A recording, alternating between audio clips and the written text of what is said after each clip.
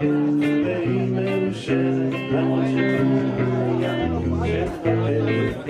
כל הזמן מצווח כדור, והוא אפילו לא אומר מדוע. 3 שנים שהיא מקבלת מגבר זר מתחת דלת מכתבי שירה אליה, הם מאירים את אלומיה. מי זה כותב לך ילדונת גלי מי שולח?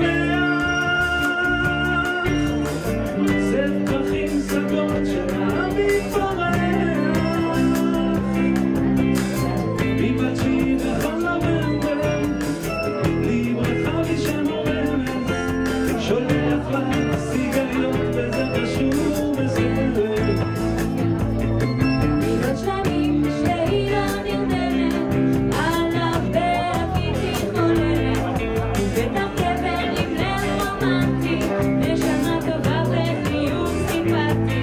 3 שנים הוא סופר בשקט, ולפעמים את צועקת, מה היא בעלה יודעת, היא מסתירה את מכתביה.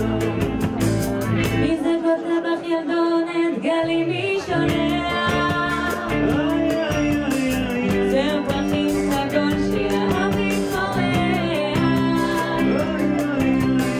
מבת שהיא בכל נובמבר, והיא ברכה בשם רמז, שולח לך סיגריות וזה קשור בסרט.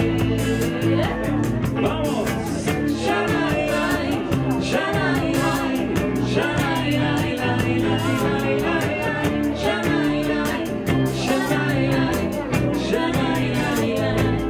כשבעלה חוזר הביתה, עייף מעבודה, זורק מבט שואל למטה.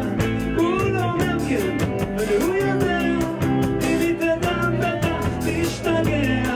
כן, זה הוא שכותב אליה, הוא אהוב הוא חלומותיה, ומה אם בעלה יודע, היא מסתירה את מכתביה. מי זה כותב לך ילדות גלי שולח? זה פרחים סגול שהאביב פורח,